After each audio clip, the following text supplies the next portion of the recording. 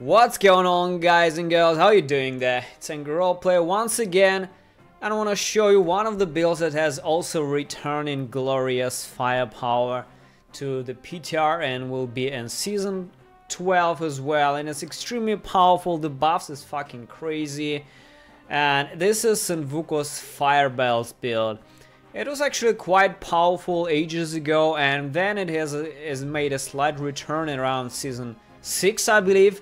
This is when Juliana was buffed as well, but actually Queen 69 pushed this build to quite a limit and cleared the highest great rift back in the day. But still, Fire Bells was surpassed by Juliana because Juliana was much more powerful, and this build required a lot of attention, a fuck ton of density, and the damage was not entirely there yet.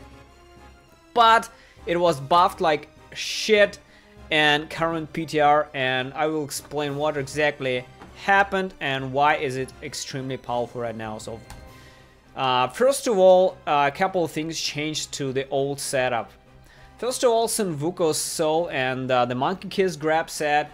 Sunwuko itself has been changed. The 6th piece has been completely revamped, and now Lashing Tail Kick, Tempest Rush, Wave of Light have the damage increased by 1000 for each stack of Sweeping Wind we have.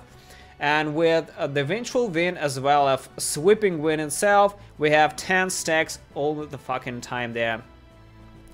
And since it doesn't consume the stack of Sweeping Wind to do damage, we basically don't need Kishira's souls anymore. So this is one of the most important changes. It was extremely annoying to keep up with the retarded Sweeping Wind stacks, even with Kishira's up.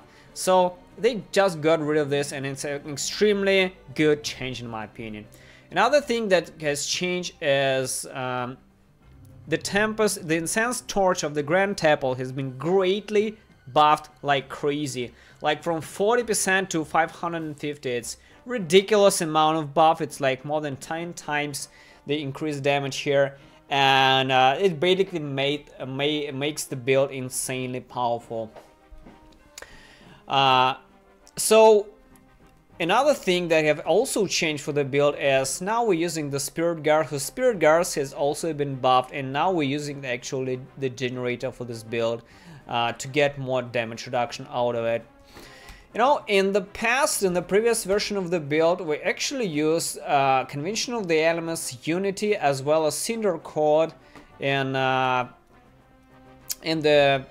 Knight's Cube for resource cost reduction, and basically that's it. And we used Kishira's souls because we had to keep up the fucking stacks of the Sweeping Wind so they could do damage from the 6th piece. But right now the meta shifted a bit, and since the Spirit Guards has been buffed and basically the set has changed, we don't really need Kishira's soul, so we can switch Kishira's souls with Witching Hour, as well as dropping the damage reduction the Spirit Guards give us. It's a little better than the Unity, and they can drop the Unity and actually use Focus and Restraint for more damage now. So these are the main changes that the build made. Another important thing that has also changed is we dropped Crystal Fist for the Vengeful Wind, of course, and we use Kishira's Blade in the past, but we also had to use Crystal Fist, and now we need to use Vengeful Wind for more damage, because each stack will give us 1000% increased damage for the Wave of Light, which is quite a fuck ton. And the previous build version also used this Stone of Vengeance as the 3rd gem, and this current version uses Esoteric Alteration just because the damage is already pretty crazy, but the toughness is still not entirely very good. So Esoteric Spirit gives us the necessary toughness to survive the Elite's affixes. So I'll go over the build in detail and tell you what exactly do you need to do to make damage. So as for the legendary Spirit Stone, we have the Tokrin's Gaze. It's the same old shit as before. It has the roll with Wave of Light damage, and the stats should be Dex, Wit, Hit Chance, and the max Wave of Light damage here. Shoulders are Sunwuko's Balance, Dex, Wit, area damage, and RCR as well. As the gloves, it's Sunwuko's as well. Dex Vit, hit damage and hit chance, and for a perfect roll, you should have area damage here as well. Area damage is extremely powerful in this build because it deals tremendous amount of damage and it scales directly with both elites and single target.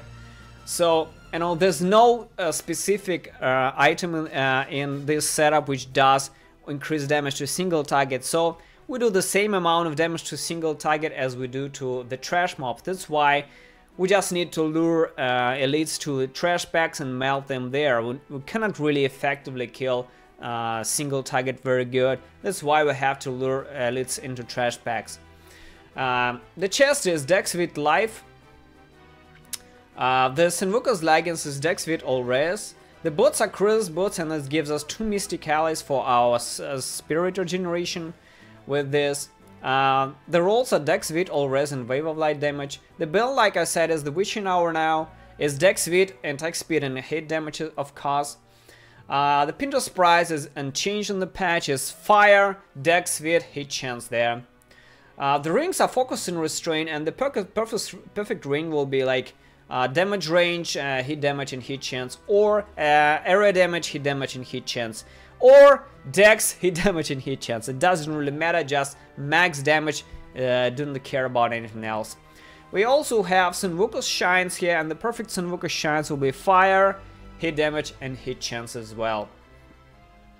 The 2 weapons are Kishura's Blade of Cards, which increases the damage of Wave of Light, and it basically remains unchanged as well. This is also increases a bit of damage against 3 or fewer enemies, so it's a little better against single target, but not very much, to be honest. That's why we still need to lure elites to trash packs. And eventual win just to get us more stacks for a 6-piece bonus here. The stats on the Kishura's Blade should be damage, dex. I recommend 1 life on hit roll somewhere. Life on hit and RCR or area damage. On the eventual win is basically the damage roll, dex, area damage and RCR.